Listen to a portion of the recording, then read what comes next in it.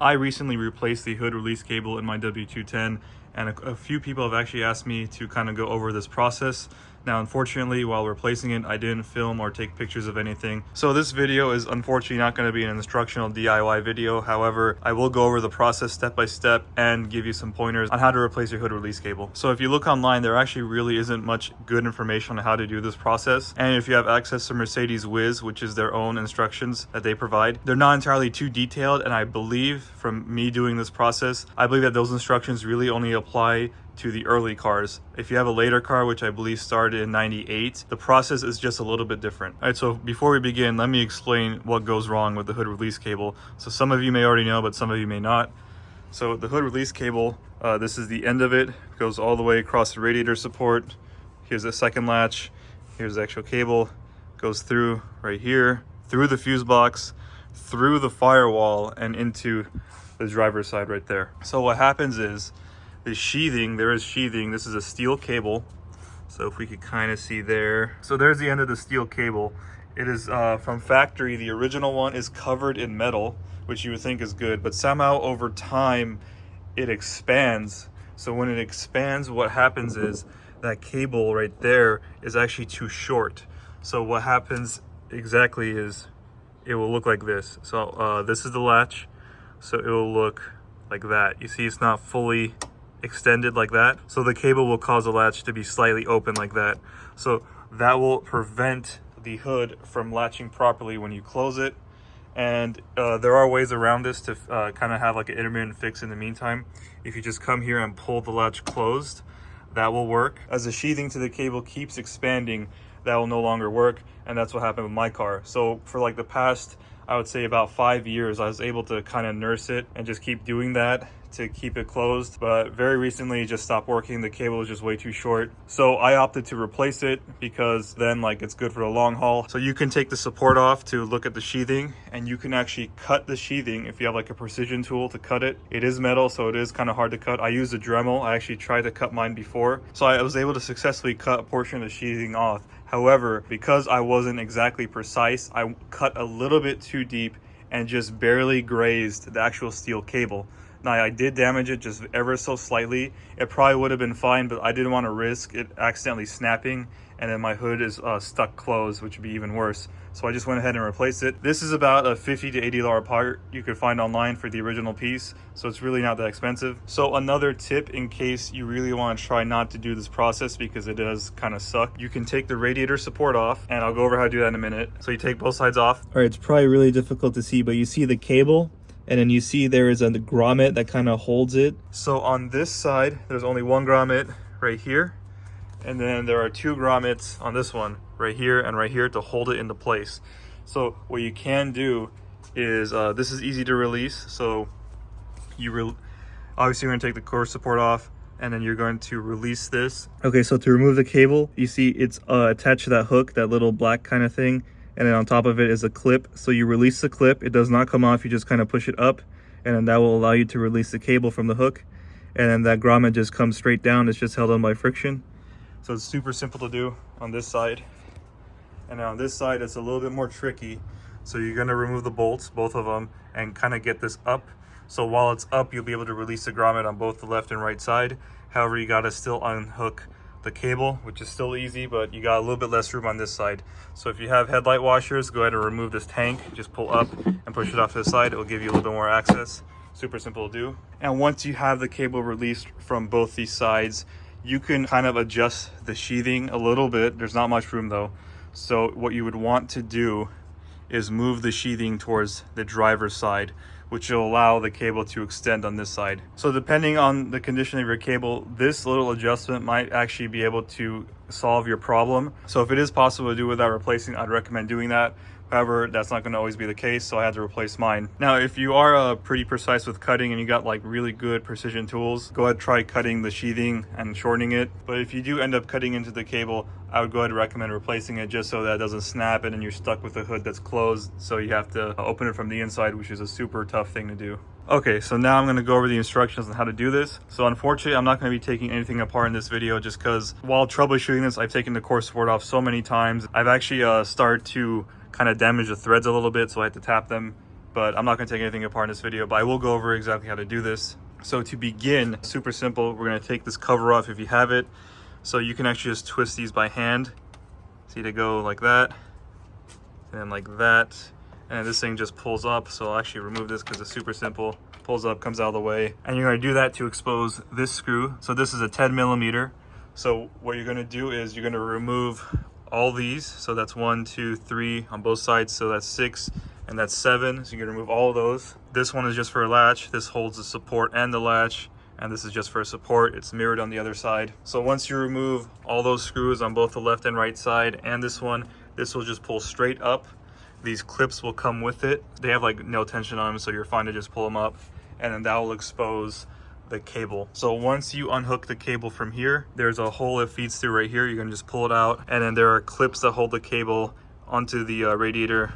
There's about 3 of them, so like one right here, one right there, one right there. And then same thing, it goes through a hole into here. So you're gonna pull this up, you're gonna undo the grommets, and you're gonna unhook the cable. Now, there is a sensor on this latch. People have said you should just unclip the sensor.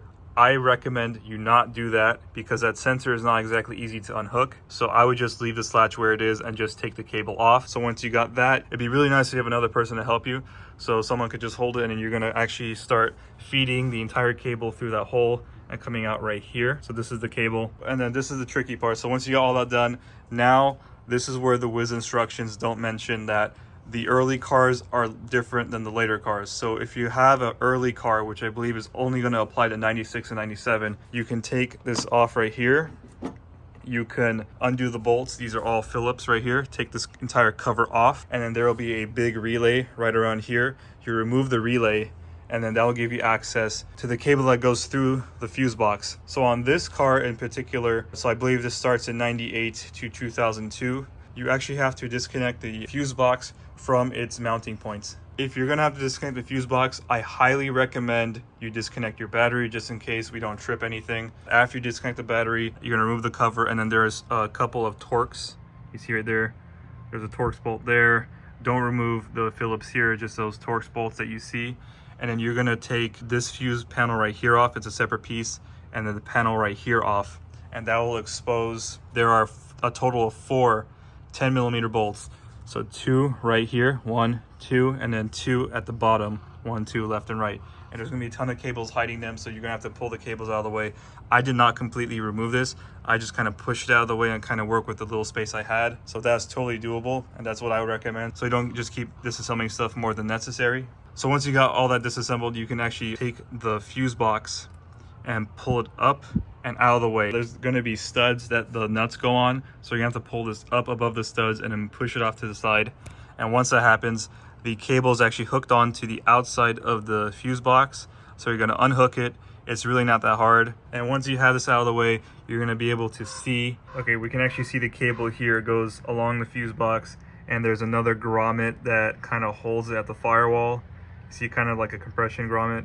So that grommet will have to come off the old one, so you just pull it out towards you, towards the front of the car. You can actually start pulling the cable out towards you once you've unclipped the cable from the inside of the pull release handle. All right, so to remove the cable from the inside, you should actually do this right after you do the core support, is you're gonna remove this panel. So if you wanna actually see pretty detailed instructions on how to do this, look up how to replace the brake light switch. This will show the instructions on how to remove this panel. I'm gonna go over it real quick. So on my car, I had a Phillips screw right here, and I had to remove that panel right there.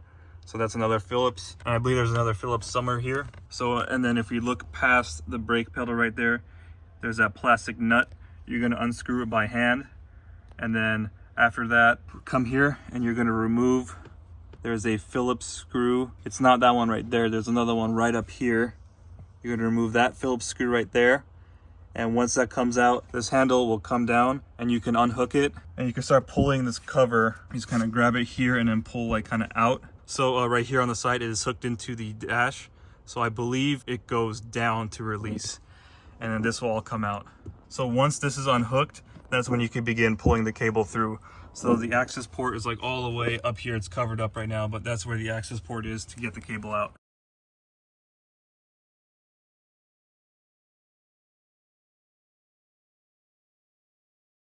So another thing too is that the cable is buried underneath here. So you see there's just like a little, you're gonna take the weather stripping off and it goes all underneath all this stuff. So it's really not that difficult.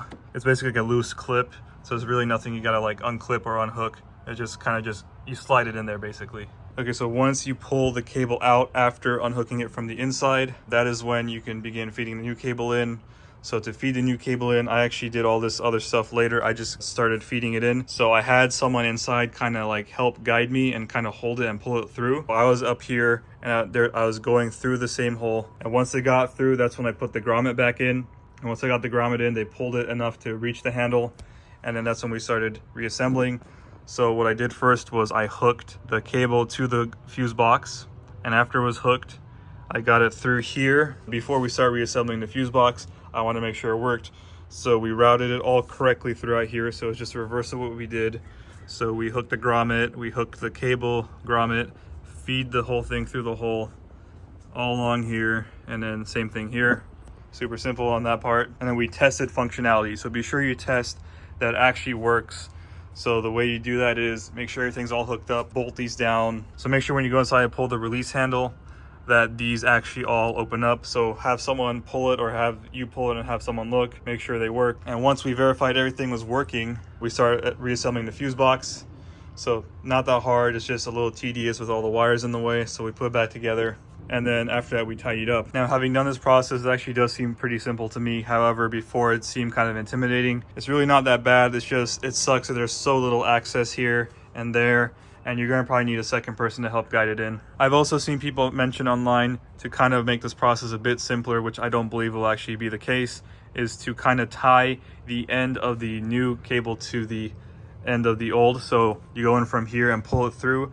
In my experience, I did try to do that first. It's not possible just to how thick this grommet is. It's not going to be able to go through that hole with the grommet in there. So that's not going to be possible because on this side, the grommet that goes to the firewall is too small for the grommet that goes to the latch. That would not work. It might be possible if what I would suggest probably is cut the wire somewhere here and attach the end of the new wire here and pull it through there. That might work, but you're still going to have to do something about that grommet here because that grommet is too small to feed anything through.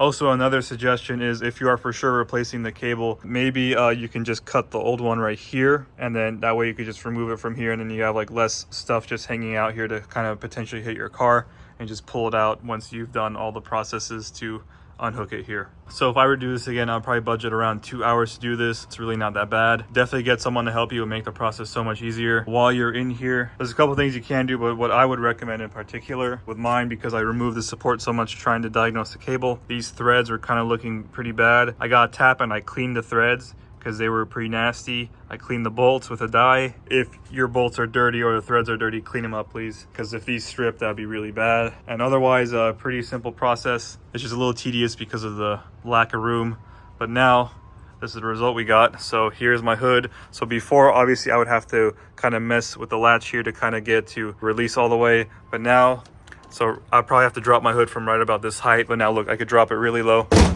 and it latches on both sides, not an issue at all. All right, so now if we go release the hood, so if we go slow, it will do it from the passenger side first and then the driver's side.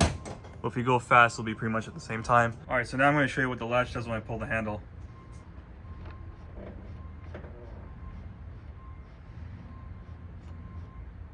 All right, so that's how a properly functioning latch will work. I'm gonna go ahead and show it again, just because I can't get over, like this is like, okay, there's where it touches the pull handle. So we're gonna go just a little bit above it. It shuts so easily.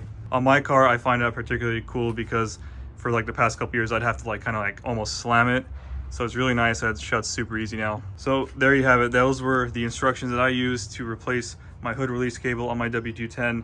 They should apply to pretty much every single one. I do believe the early cars were slightly different in the fuse box area. So hopefully that helps. I'm sorry it wasn't a full DIY with the entire process being filmed. It was just, I didn't have time to film it when I was doing it. If you have any questions, please feel free to leave them below. And thank you for watching.